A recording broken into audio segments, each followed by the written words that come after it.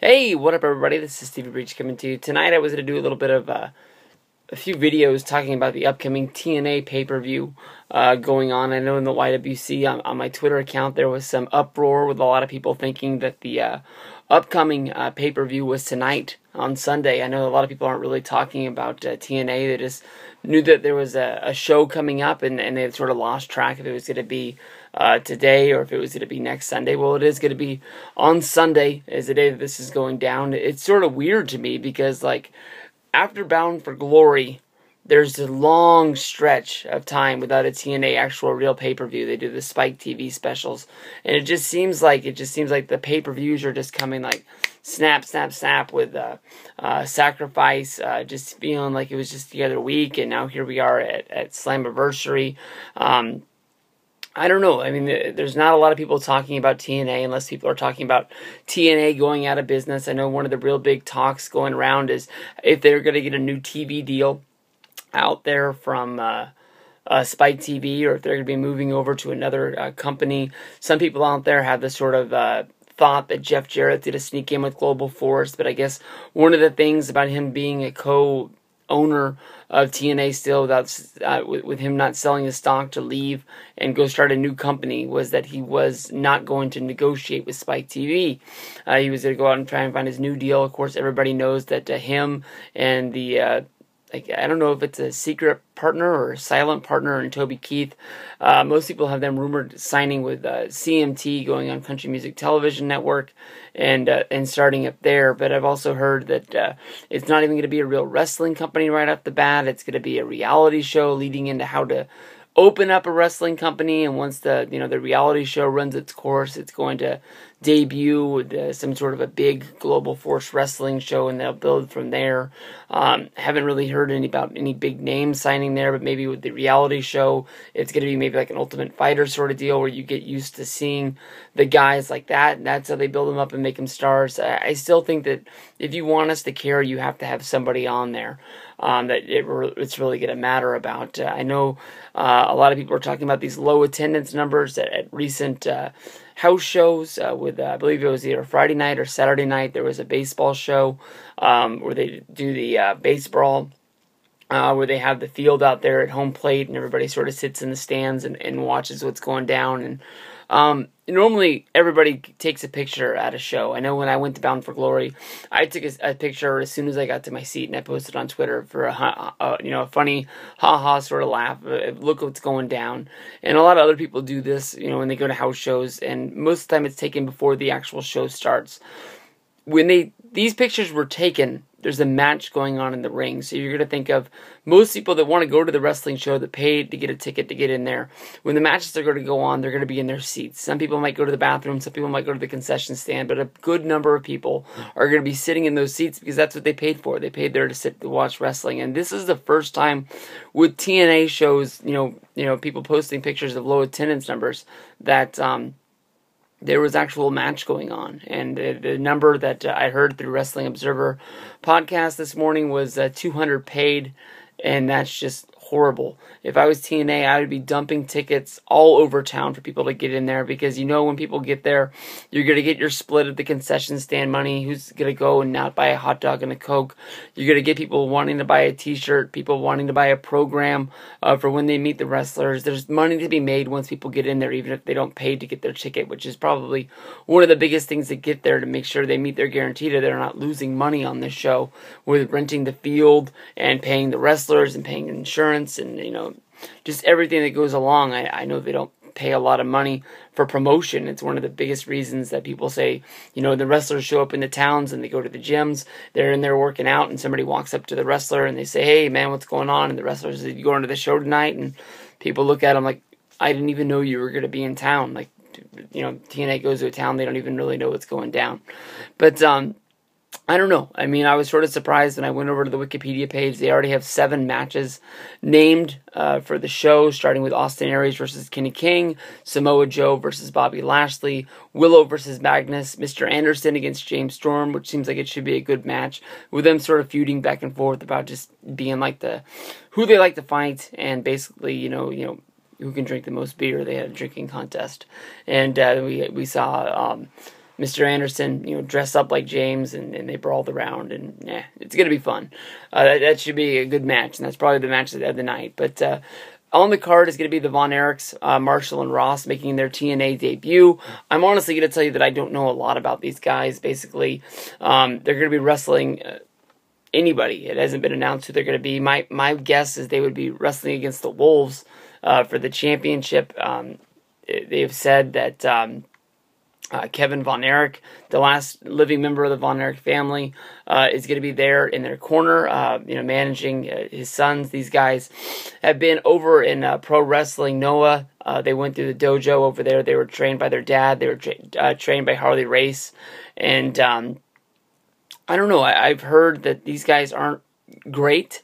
I think that a lot of this is being built around Slammiversary being held in Texas, thinking that the Von Erich name is going to mean something to the people in Arlington. They're going to want to go out and support them. I think that they were, a big deal, 20, 30 years ago, but I don't think there's any wrestling fans out there that are going to be sitting on their seats like thinking that, two guys are going to tag up that they've never seen on television before and it's going to mean anything.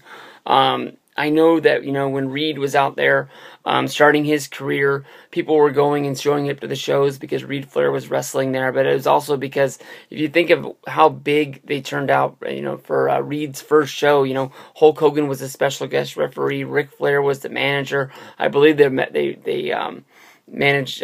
wrestled against the Nasty Boys. They put a lot of name recognition into being there, and we can all see that TNA isn't enough name recognition in order to sell them. They can put them in there against guys like Davey Richards and Eddie Edwards, but it really isn't going to matter in the long run because no one's even going to know that they're going to be there. If these guys were that great, honestly, I think they would still be making a name for themselves over in Pro Wrestling Noah. I think that more than likely this is just TNA falling back on their whole thing that they don't want to pay the wrestlers that much. That's why we've seen the big names of AJ Styles leave. We've seen Chris Sabin leave. On the outs right now is Christopher Daniels and Frankie Kazarian. All of these guys are big names that you sort of built the company of TNA, and now instead of paying these guys thousands of dollars a night, they're going to be wrestling for $200 to $300 or whatever it's going to be on the lower end. And these guys seem to sort of fit into that thing that they're just sort of happy to have a job, they're happy to be on TV, and hoping that TNA is the company that can be moving forward and staying alive. I'm not looking for a lot out of this match, but it honestly could be something that does surprise me. Like I said, I don't know a lot about these guys. I just know that they're going to be wanting to go out there and try and make the biggest name they can in their debut match for TNA. So that's going to be the first match that I talk about, and we'll go on to the next one. Next match on the card is going to be Bully Ray versus EC3. Everybody knows the whole situation was going down for here. It's going to be a long time for any of us really forget what happened at Sacrifice, basically, with Bully Ray fighting against... oh shit, I just told you that everybody's going to remember, and I just forgot. Bully Ray fought against Robert Roode in that tables match, and basically when Bully Ray seemed like he was going to have the match all wrapped up, Dixie Carter came running out. She was down at the ring. She was disguised as somebody in a production shoot, and basically her coming into the ring helped Bully Ray lose the match, and Dixie Carter was exposed for wearing this stupid disguise, why she just couldn't run out of the back, why she wasn't supposed to be there. I got no clue. It still doesn't make any sense to me. In the upcoming episodes of Impact, they never really explained why she was wearing the disguise. They just probably had extra money laying around in this, big, huge budget that TNA runs with, and just wanted to make sure. I don't know. I am bewildered. I have no idea. This still makes no sense to me on what's going down. Basically, because of this, Bully Ray wanted to go out and find some sort of revenge. I don't even know. I know that from here, Bobby Roode became the #1 contender. He had a series of matches against Eric Young. He wasn't able to pull out the win. I don't even think I've seen him on TV in the last little bit. He's not really booked for the show as of now, unless he's the last minute ad. They've already got 7 matches, so I'm not sure. Bobby Roode, turning babyface, seems like it's the right time for this. Bobby Roode is an awesome heel. Everybody has to flip every once in a while. It seems like Bobby Roode has fought everybody up and down the roster at least more than twice. So it's just a change of pace to see what's going on from there. I wasn't a real big fan of James Storm turning heel, but it seems to be working now, you know, a month into the turn. But basically, you know, Bully Ray is caught in between these two, you know, forces. Basically, you know, he's the, you know, the baby face going up against two heels almost at the same time, even though he only has one match against EC3. EC3 is a non-existent factor. Nobody really cares about him in this match. Everybody's trying to chase down when Bully Ray is going to find a way to put Dixie Carter through the table. Basically, Bully Ray has been, you know, chasing Dixie around, you know, stalking him at the TNA offices, at Dixie Carter's home. It was a good series of videos about to do this, and when he was finally about to pay off and put Dixie Carter through the table, MVP was the one guy who stepped in, basically to say that, you know, don't do it, and made her put her down, and they barred her from the building, and we had to go back on the chase for when this was finally going to happen. We got Dixie Carter and we got MVP. They came to solve their situation. Basically, you know, MVP hijacked the company from Dixie because of the match at whatever pay-per-view it was. I can't even remember when Bully Ray turned babyface and helped MVP win the company and put it in the right hands at the right time, even though MVP screwed us all by turning on Eric Young to try and become the TNA World Heavyweight Champion. That still makes me shake my head. That's a big change of pace to go from, you know, winning the company to turning on the company in no time.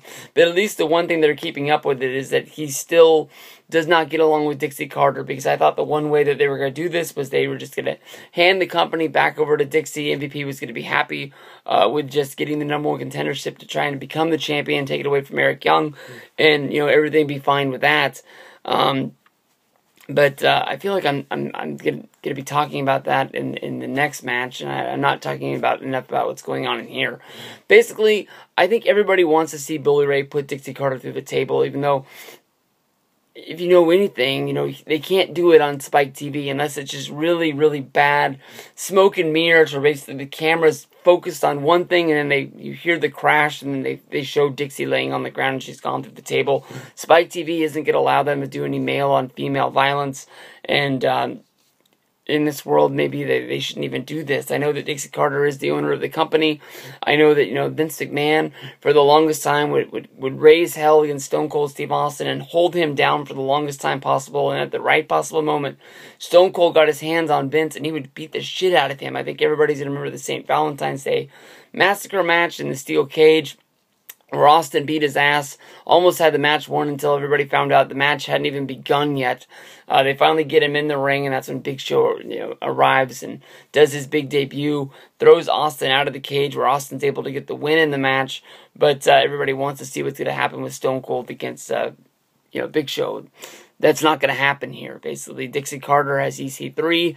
EC3, you know, when he came in, was sort of looked at as sort of a joke. He kept wrestling the guys that were doing the merchandise sales and the merchandise moves, the guys from PWG. And where have they been? Get them back on TV. They were entertaining.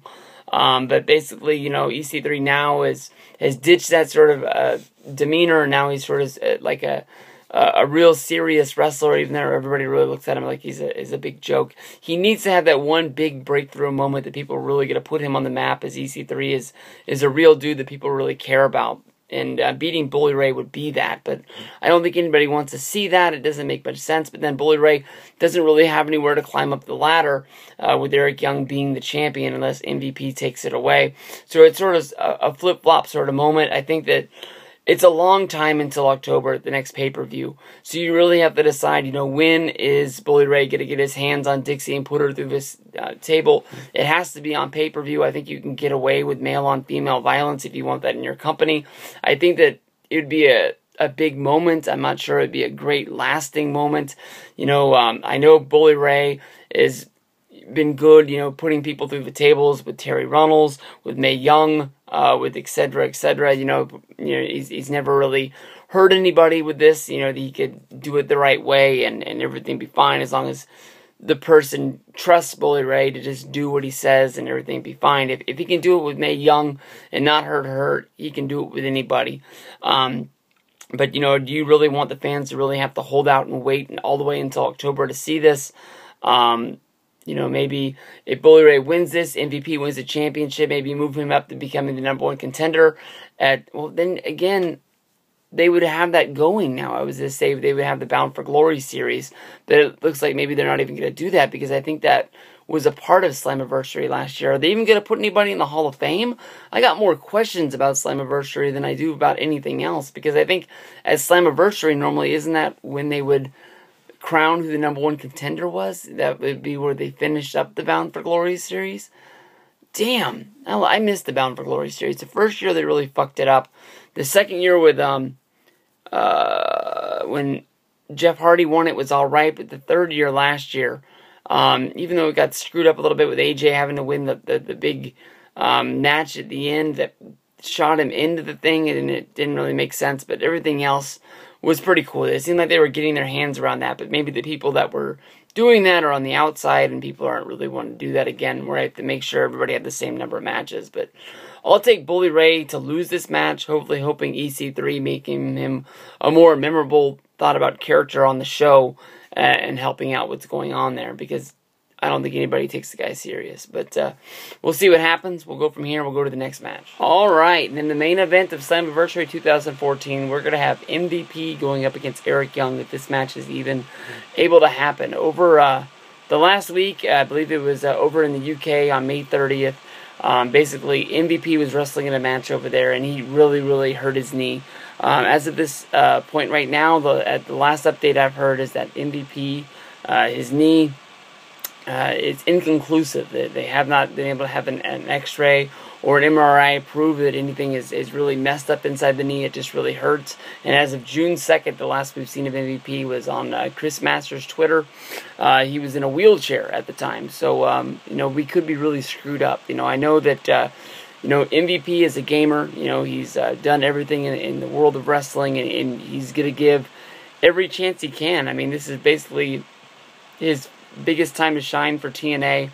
He's in the main event of Slammiversary, and you know, there's no time like now. You know, he came back. He didn't get the WWE return that I think a lot of people were really looking for, but after his you know, tour of Japan, which you can say it was really successful. You know, at the time he left WWE to go to Japan, his career was sort of on the downhill swing there. I think that at one point, WrestleMania 24. It looked like MVP was really going to be somebody. Of course, you can go back at the Mania before with him and Benoit. It looked like MVP was going to be a big part of the WWE for a good long time. And then, I don't know if it was just him moving to Raw, him, you know, turning babyface. Just, it didn't really work out. You can sort of say the same thing with Mr. Kennedy.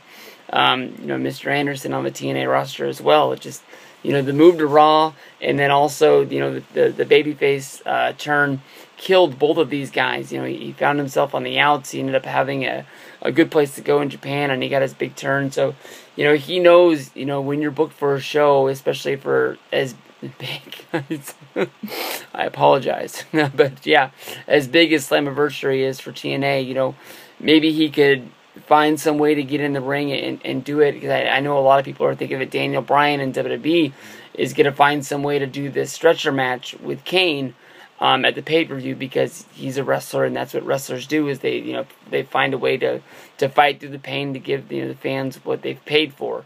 The one thing that I'm scared of is that, especially with this being Eric Young in the ring, is that, you know, MVP is going to find some way to have a match with Eric Young where they use comedy and, you know, find a way to, you know, smoke and mirrors around this ring and give us a match, but not really do anything in the long run. To me, you know, they've built TNA and Slammiversary around Eric Young, the guy who, you know, just last year was being looked at as a joke, who was wrestling in these just comedy matches, and trying to figure out this whole thing with him and Abyss and this tag team. And, you know, the pay-per-view poster is just, you know, this is the 10th Slammiversary, even though they're calling it Slammiversary 12 because it's the 12th year of TNA, which sort of racks my brain a little bit. But just all the different pictures, from Don't Fire Eric to Team Canada to, you know, his picture of him leading the world, and, you know, all the guys. You know, Eric Young is one of those guys that he hasn't been there since day one,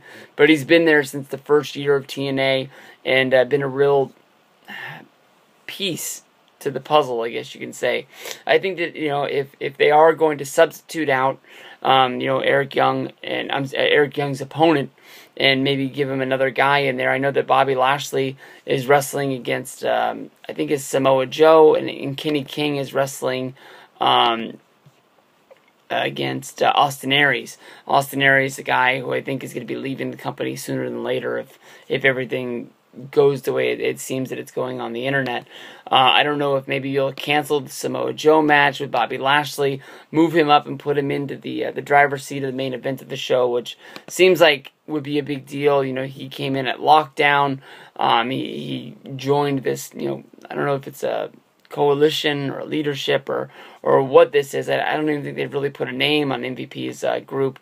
I know that some people on the internet joke about it being the new Nation of Domination, but I don't know. There's a little part of me that think that MVP would win the championship from Eric Young, and that would be the plan. Eric Young would be looked at as a guy who was the champion. He had a good run, much like Chris Sabin did, where it's sort of like I don't know if he's going to be there for a long haul. I know that a lot of people are saying that, you know, basically, you know, Eric Young became the champion. They wanted to build him up and play around his, you know, reality show fame with this hunting and fishing show on the Animal Planet network, and sort of seemed like he's the biggest star they got. I know that, you know, with TNA, a lot of the guys that they've given the World Heavyweight Championship to have, you know, parted ways with the company, like Chris Sabin and AJ Styles, that moved on to the next thing down the road.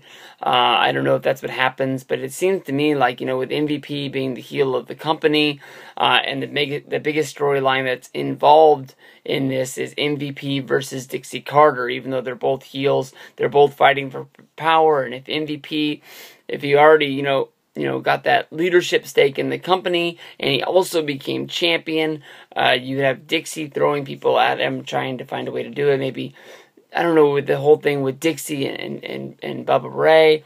I haven't called him that in years. Bully Ray. Maybe then you could find, you know, some way to turn Dixie.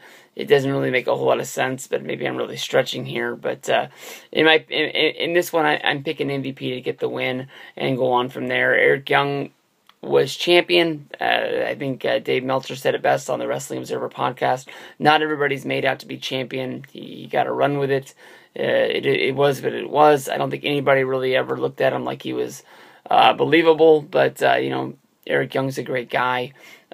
He's been there for a long time. So, you know, some people are really going to think that he deserves it. So, you know, let me know what you guys think. The Slammiversary pay-per-view is going to be held on Sunday. It's a week from tonight.